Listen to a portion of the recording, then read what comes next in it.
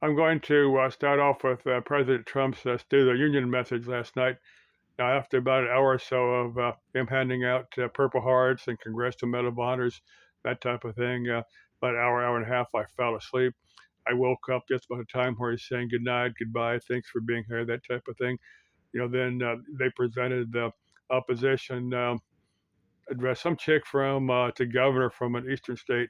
I listened to a few minutes of it. It just made no sense. I just couldn't understand her speech. Hey, if any of my viewers listen to the opposition address, and if it made sense to you, hey, leave a comment here. Let me know that you understood it because it didn't make any sense to me. But anyway, the second thing I'm going to cover now and I've covered here this quite a number of times. I periodically wake up at 2, 3 in the morning. Sometimes I wake up at 4 and I just turn the news on because the news comes on about 4. But anyway, yeah, if it's earlier than that, I'll just listen to something here on YouTube. And I don't worry.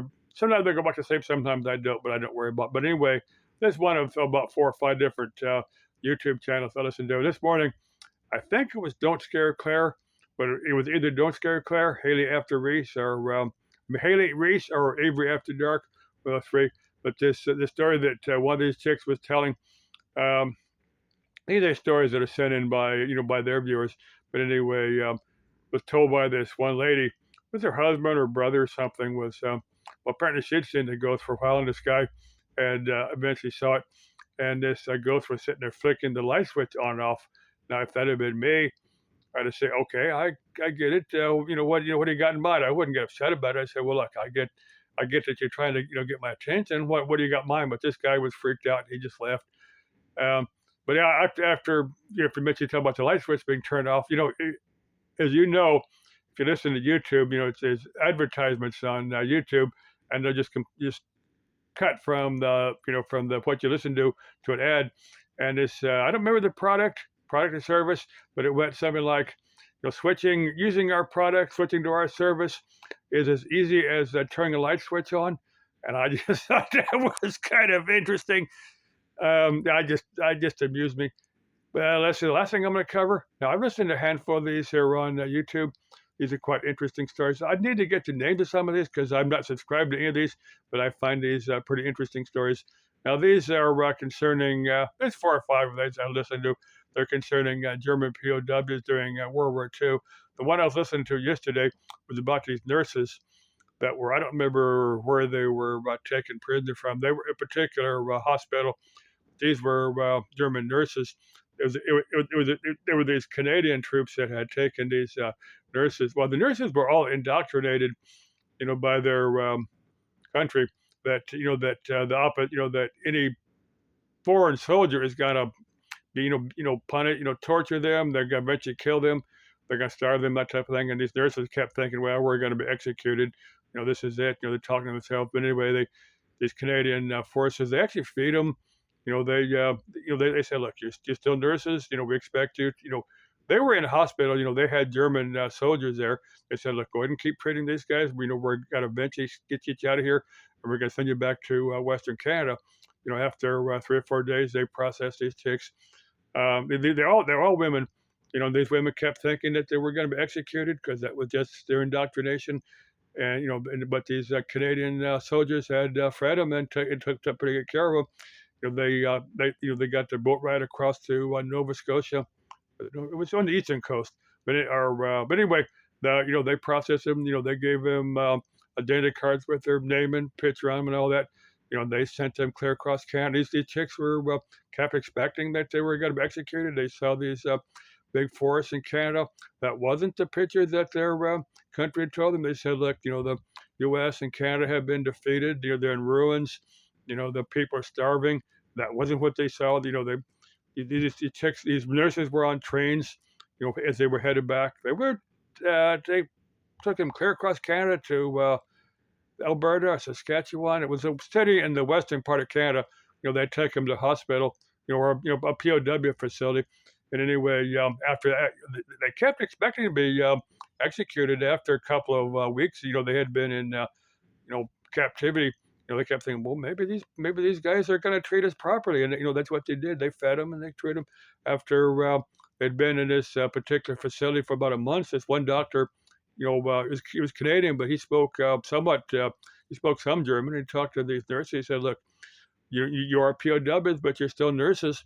And we've got these facilities, got the hospital." He said, "Look, most of our personnel are busy during the war." He said, "Look, it's totally voluntary." But I said, if you want to be nurses in this hospital, we want to pay you a little bit for it. We'll feed you a little bit more."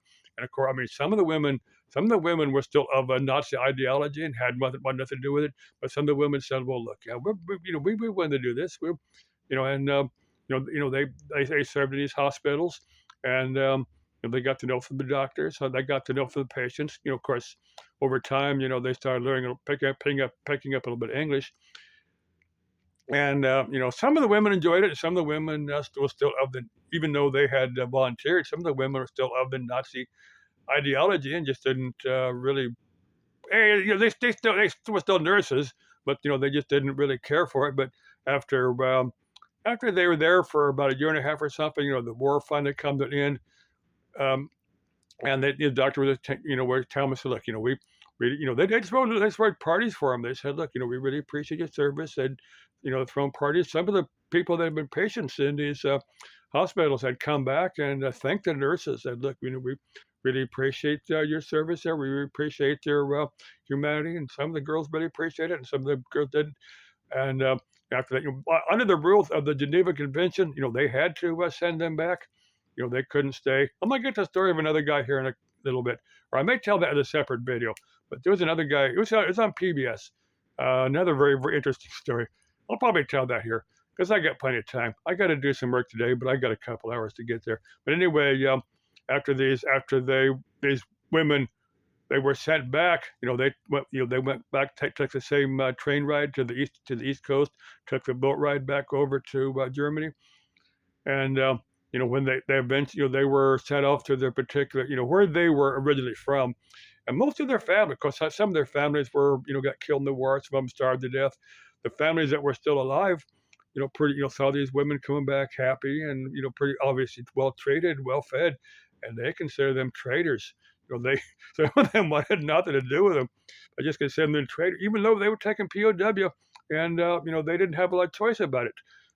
Their families, I guess, eventually their families, settled things.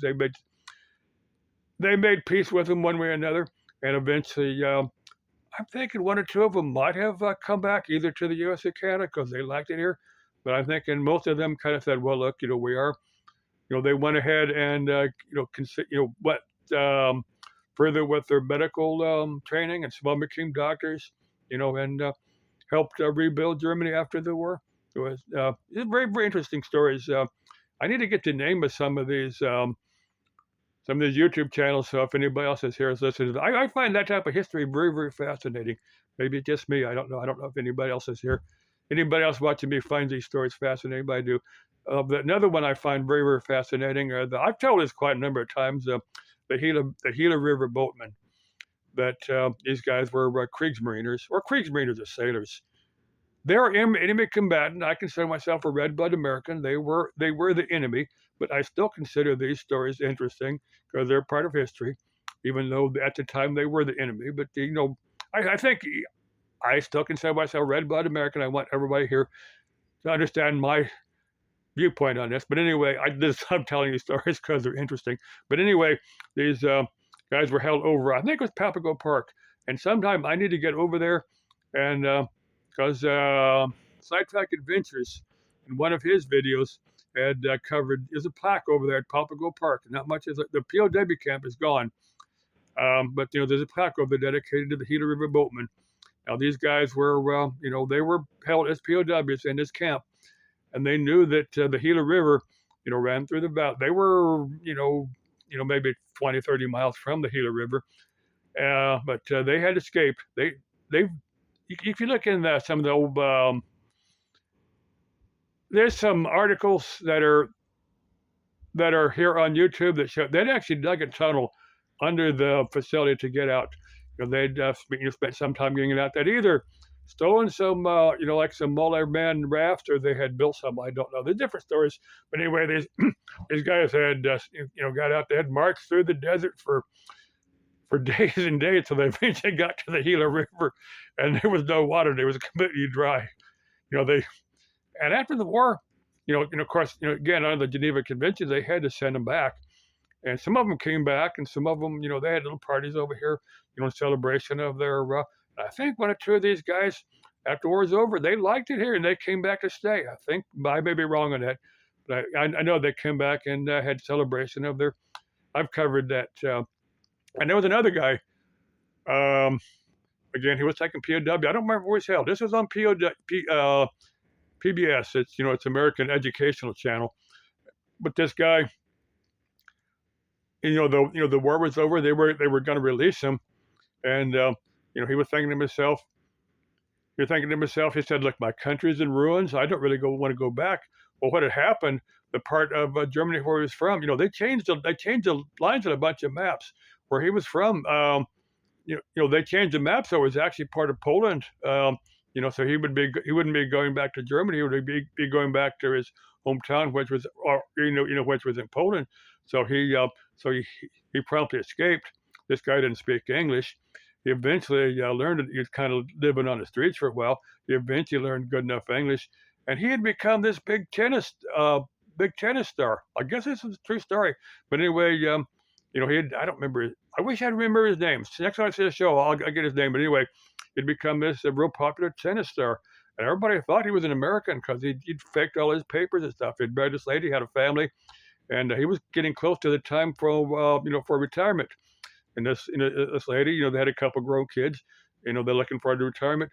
And this guy says, "Look, I haven't paid into Social Security. I'm not going to have any retirement." So he just left. This guy's life choices kind of boggle my mind because they're not life choices I would make. But anyway, this guy just left his wife and kids and took off again. And I guess he eventually met up with another lady, and he'd lived with her a while. And she had said, "Well, I knew there was something kind of wrong with him, but I could never figure out what it was." And finally, he had confided in her. He told her, he said, "Well, look, I'm not legal here." And she talked to him, and she said, "Well, look, it's been this is quite a number of years ago when this happened." He said, "Look, it's been a long time. Go talk to immigration. You can work something out." Of course, initially they wanted to, I don't know, I think it was throw him in jail or fine him. I don't know quite what they wanted to do, but he eventually worked it out. And this lady said, "Well, look, go back to your hometown, see if your family's over there." Of course, he eventually went back to his family, over in Germany. I guess it was actually part of Poland then. He'd gone, and his family wanted nothing to do with him. They said, "Look, he disappeared from an American POW camp. We had no idea. We spent the past 60-some years trying to figure out what happened to you. We just kind of figured that you died as a POW in the U.S. And they wanted nothing to do with him." Which I kind of understand it. It's kind of a very interesting story. This guy certainly made life choices I never would have made. I guess he came back to the U.S. and he stuck with that chick that the last chick he was with, and kind of made a life with her. And I'm sure he's dead by now because that's been quite a while ago. It was an interesting story told there on PBS. Anyway, to those nurses, that if either nurses are still alive, hey, comment on this video. I'd be curious to have your take on things.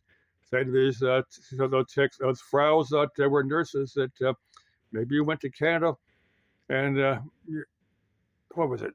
Was a city on the west coast of Canada. I don't remember it. I'll get the story again. I'll get the name of the YouTube channel and some of the cities if you're interested in watching that video. That's for those chicks, those fraus. Leben Sie wohl. Auf Wiedersehen. Bye.